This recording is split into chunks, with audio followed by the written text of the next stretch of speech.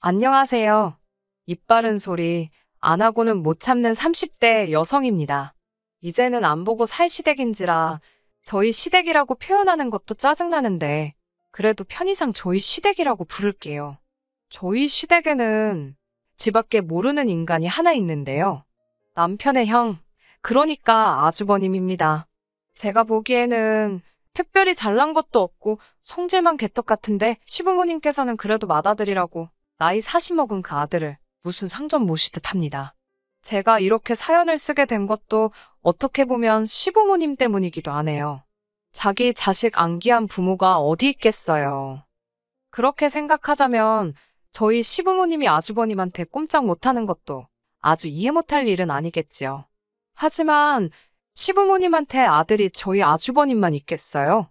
그러면 제가 이렇게 사연을 쓸 이유가 없지요.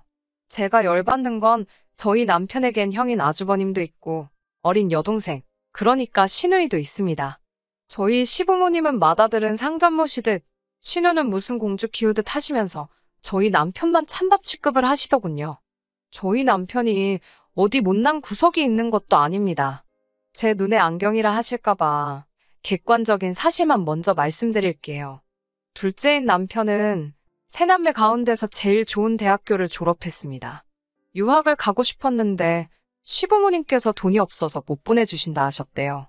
하지만 그 무렵 아주버님께서 사업을 한다고 난리를 쳐서 시부모님이 지금 사시는 아파트를 담보로 1억을 대출받아 지원해 주셨다고 하더군요. 남편 말로는 워낙에 큰형과 어려서부터 차별을 받아왔기에 웬만한 일로는 상처도 잘 안 받는데 그때는 감정적으로 많이 힘들었다고 하더라고요.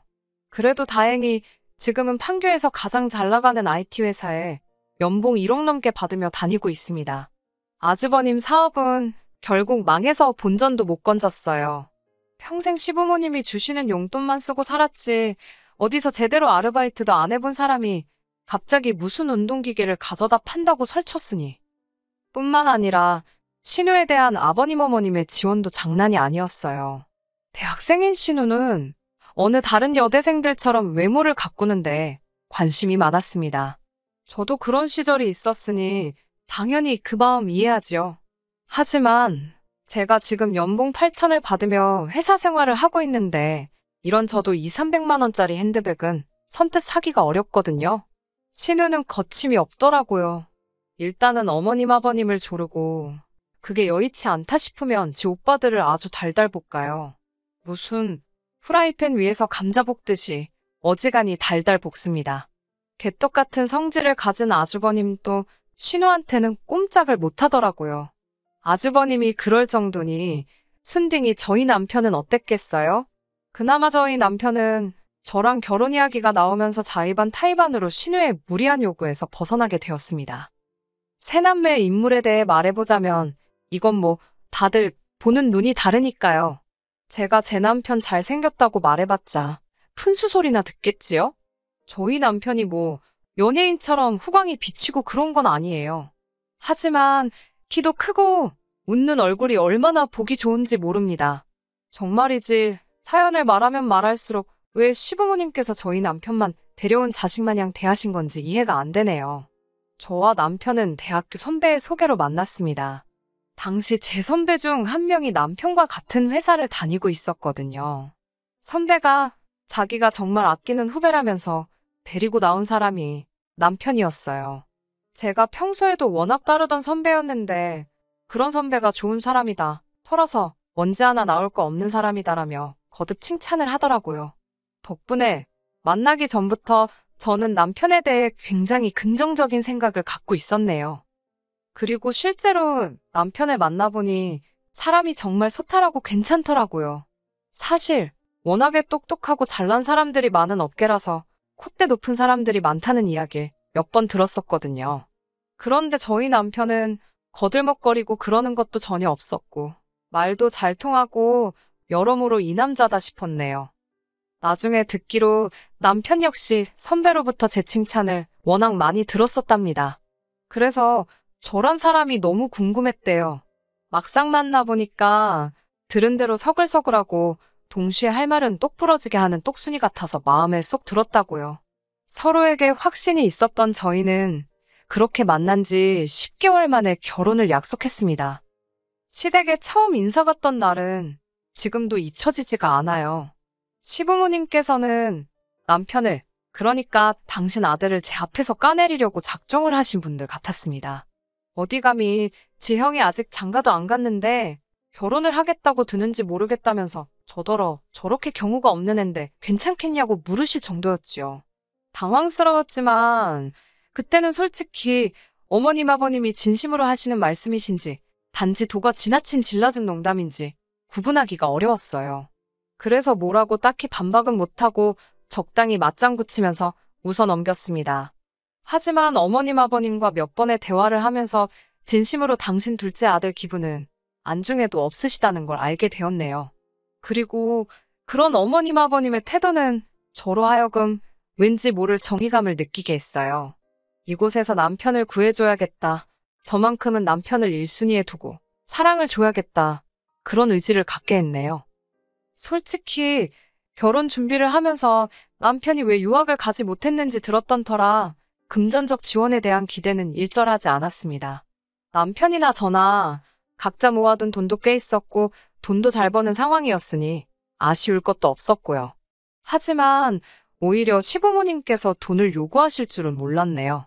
남편과 저를 앉혀놓고 말씀하시길 다른 집 자식들은 1억씩 벌어주고 간다는데 너희는 어떻게 할 거냐고 1억을 주고 갈 거냐 아니면 앞으로 달달이 생활비를 줄 거냐. 제가 황당해서 어느 집 자식들이 그러고 결혼을 하냐고 따져 물었습니다.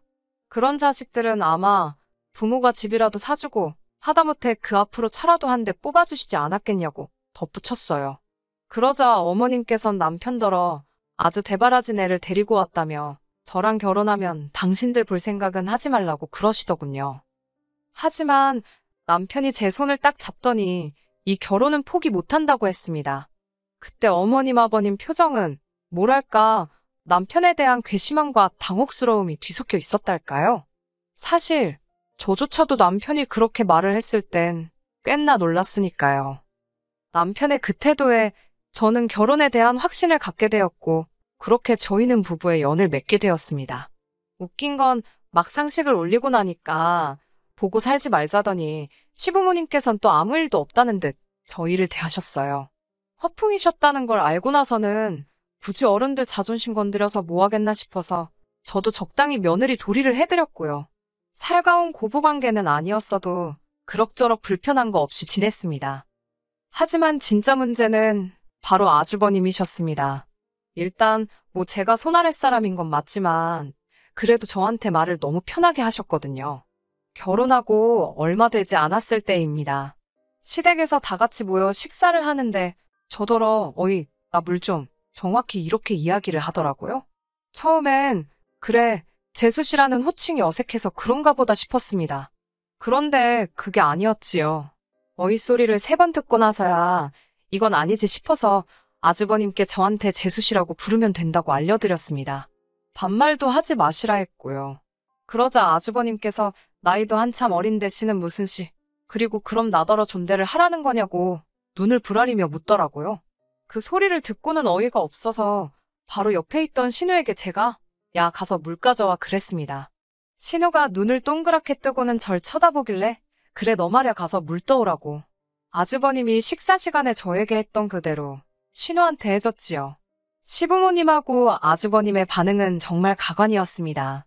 특히 어머님께선 저더러 아주버님하고 저하고 서열이 같냐며 아주버님은 당신들 죽고 나면 이 식구들 중 최고 어른이나 마찬가지인데 반말 좀 할 수 있는 거라셨지요.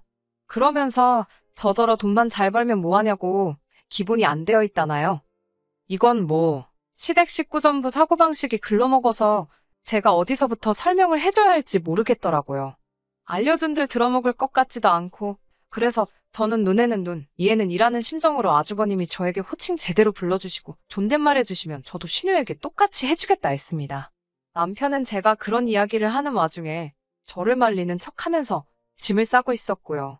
아주버님께서 이대로 가면 안 보고 살 줄 알라며 소리를 질렀고 남편은 그래도 어쩔 수 없지 않겠냐며 반문을 하던걸요? 현관문을 나서는데 어쨌든 제가 기세 좋게 할 말은 하고 나왔어도 가슴이 쿵쿵거리긴 하더라고요. 괜히 나 때문에 우리 남편이 더 미움 산 거 아닌가. 그런 생각도 들고, 그런데 남편이 저더러 잘했다며 미안하답니다. 제가 그런 이야기를 하기 전에 자기가 먼저 나섰어야 한다며.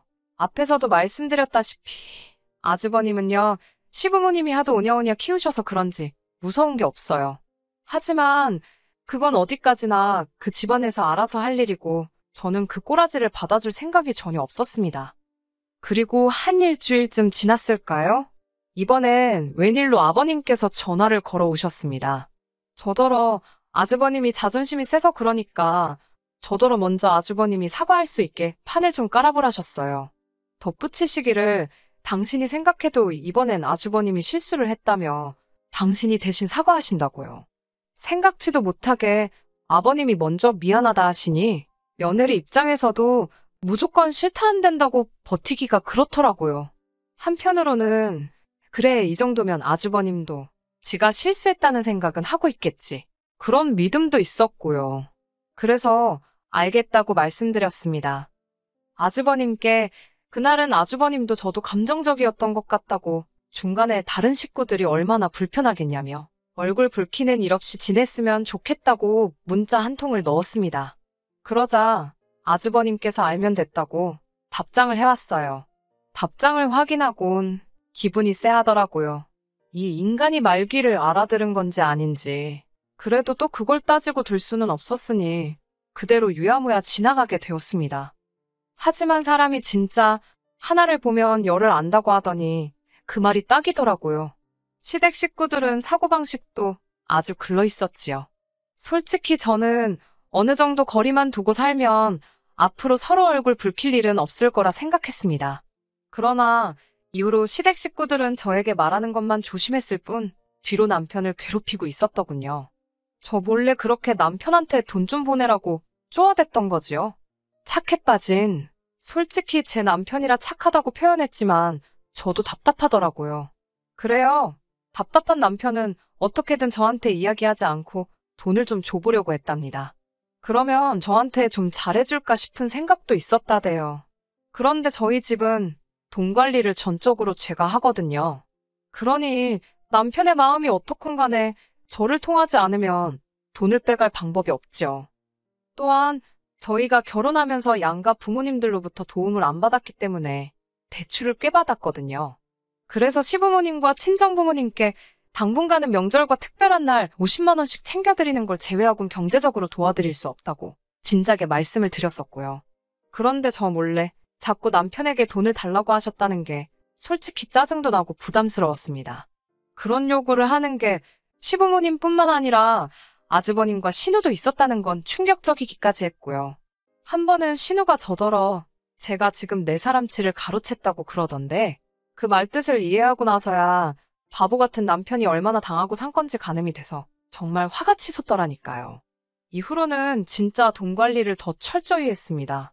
남편이 남편 스스로를 위해서 쓰는 돈에는 아낌없이 서포트를 해줬지만 시댁에는 정말 10원짜리 하나 새는 일이 없게 했어요. 그나마 시부모님은 그래도 돈 때문에 기분이 상하신 티는 안 내셨는데 문제는 아주버님이었습니다. 저에게 말씀하시는 걸 보면 진짜 하나만 걸려라 벼르고 있는 사람처럼 나를 세우고 계셨거든요. 아주 절 잡겠다고 혈안이 되어 있는 아주버님을 보고 있자니 저라고 기분이 좋을 리는 없었지요. 그러다 사건은 지난달 저녁 식사 자리에서 일어났습니다. 아버님 생신을 축하하기 위해 시부모님과 아주버님 그리고 저희 부부가 모였습니다. 아버님 생신인 걸 아신 친정부모님께서 호텔 뷔페에 갈 수 있는 상품권을 선물로 주셨는데 어머님께선 뷔페라 봤자 가면 찍어 먹을 것도 하나 없다고 저더러 직접 생신상을 차려달라 하시더라고요. 그래서 시댁에서 모이게 되었지요. 미역국이랑 불고기 정도는 제가 집에서 직접 만들었고요. 어이가 없었던 건 아주버님께서 당신은 꼭 등갈비찜이 먹고 싶다더라고요. 제가 웃으며 아버님 생신이지 아주버님 생일도 아닌데 그것까지 할 시간은 없을 것 같다고 하니까 그래도 하는 김에 좀 하면 되는 거 아니냐입니다. 생전지 손으로 뭐 하나 만들어 본 적이 없으니 요리할 메뉴 하나 더 늘어나는 게 얼마나 번거로운 일인지 모르는 눈치였어요. 말도 더는 섞기 싫어서 인근 식당에서 포장해 갔더니 씩씩거리기만 하고 손도 안 대더라고요. 안 먹으면 본인만 손해 아니겠어요?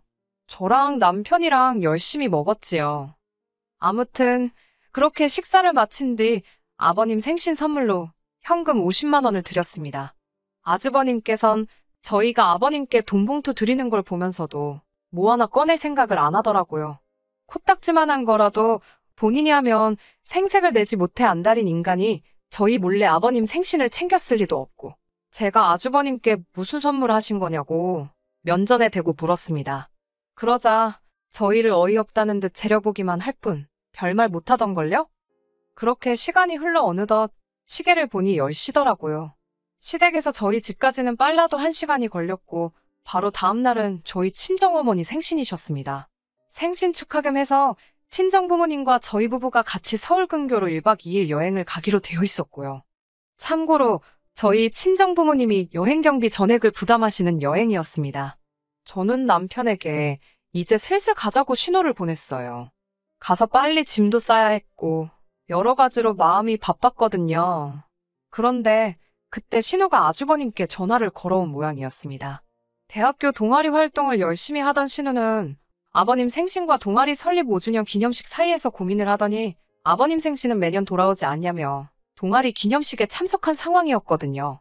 시댁 식구들 그 누구도 뭐라 하는 사람이 없었으니 제가 보기엔 이해가 안 되었어도 뭐라고 한마디 하기도 그렇더라고요. 그저 속으로 여러 가지 의미로 신우도 대단하다고 생각만 했네요. 신우의 목소리가 어찌나 큰지 전화기 너머로 다 들리는 상황이었는데 목소리가 잔뜩 취해 있었습니다. 신우는 저희 남편도 지금 와 있는 거냐며 둘째 오빠 보고 싶다고 애교를 부려댔어요. 하지만 저희는 빨리 일어나야 했기에 대충 그러냐 대꾸만 하고 시댁을 떠나려는 참이었지요. 그런데 신우가 자기가 오늘 둘째 오빠를 만나야 할 길이 딱 왔다면서 저희더러 어디 가지 말고 자기를 기다리랍니다. 그러고는 전화가 끊어졌어요. 저는 술 취한 신우의 어설픈 앙탈 정도로 생각하고 집에 가려고 했습니다. 그런데 어머님께서 저희더러 이렇게 된 거 신우를 기다렸다가 보고 자고 가라셨어요. 그러면서 너는 신우가 지 오빠 보고 싶어 죽겠다는데 왜 둘 사이를 갈라놓으려고 하냐입니다. 저는 어머님께 아시다시피 내일 친정어머니 생신이라서 집에 가서 정리를 해야 할 것 같다고 다시 한번 설명을 드렸고요. 그러자 아주버님께서 저더러 아주 보자 하니까 제가 시댁 식구들 알기를 발톱의 때만도 못하게 보는 것 같답니다. 그러면서 저더러 싸가지 없는 X라고 하시더군요. 제가 어이가 없어서 지금 뭐라고 하셨냐니까 싸가지 없는 X라며 젊은 게 아주 지 고집대로 하려고 든다고. 어이가 없어서 진짜 지뚱부린지 모른다더니 누구더러 헛소리를 짓거리나 싶던걸요? 제가 지금 당장 사과하라고, 그렇지 않으면 가만히 있지 않을 거라고 했습니다. 하지만 아주버님은 끝까지 내가 너한테 윗사람인데 아랫사람이 싸가지가 없으면 한마디 할 수도 있고 필요하면 때릴 수도 있답니다. 사랑에 매라나요? 제가 진짜 그 말 듣고 눈이 돌아갈 뻔했습니다. 그런데 그때 순식간에 상상도 못한 일이 벌어졌어요. 저희 남편이 아주버님 얼굴에 냅다 주먹을 날렸거든요. 누구 하나 말릴 새도 없었습니다. 쓰러진 아주버님은 자기 턱인지 볼인지를 부여잡고 어처구니가 없다는 표정으로 남편을 째려보았고, 시부모님께선 냅다 저희 남편한테 제정신이냐고, 네가 뭔데 형한테 그러냐고 악을 쓰시더군요. 그러자 남편이 일어나려고 하는 아주버님을 한 대 더 쳤습니다. 그리고는 그래도 한 핏줄이라서 사람 대접해주고 살았더니 정신도 못 차리고 못같이 산다면서, 그리고는 남편이 저에게 가자고 하더라고요. 상종 못할 사람들이라면서요. 그렇게 집으로 돌아와 속에서 불거져 나오 분노를 억누르고 있었습니다. 하지만 남편은 무슨 일인지 콧노래를 부르고 후련한 얼굴이더라고요. 그리고 이튿날 저희는 예정대로 친정부모님과 여행을 떠났네요. 어머님께서 전화를 걸어오셔서는 저더러 마음에 안 들어 죽겠다고 저 때문에 형제들 의상하고, 그래서 저도 어머님께 그럼 어머님 입맛에 맞는 며느리 구해서 천년만년 사시라 받아쳤어요. 결국 그 일로 인해 저희는 시댁과 연을 완전히 끊게 되었습니다. 남편은 그 어느 때보다 이렇게 홀가분한 적은 없었다며 너무 행복하다고 하더라고요. 남편이 행복해하는 모습을 보니 저도 행복하네요. 이후로 저희는 지금까지 시댁과 상관없이 아주 잘 지내고 있습니다. 하지만 들리는 이야기로는 요즘에는 어머님과 아주버님의 관계도 예전 같지는 않은 눈치랍니다. 걸핏하면 어머님께서 마음먹은 아들 뒤치다꺼리하는 여편네는 당신밖에 없다며 팔자가 이게 뭐냐고 하소연을 하시는 모양이더라고요. 아주버님 입장에서는 그런 어머니께 서운해서 난리고요. 아무려면 어떤가요? 저는 이제 그 집과는 아무 상관도 없는데요, 뭐. 누군가 저더러 그래도 며느린데 시부모님과 남편 사이에서 중재라도 해봐야 하는 거 아니냐고 하던데 전 그럴 생각이 전혀 없습니다. 아쉬운 사람이 먼저 손 내미는 게 맞잖아요. 필요한 사람들끼리 알아서 풀도록 내버려 둘랍니다. 끝까지 들어주셔서 감사합니다. 오늘의 사연은 여기까지입니다. 구독과 좋아요, 알람 설정 부탁드리고 더 좋은 사연으로 다시 찾아뵙겠습니다. 감사합니다.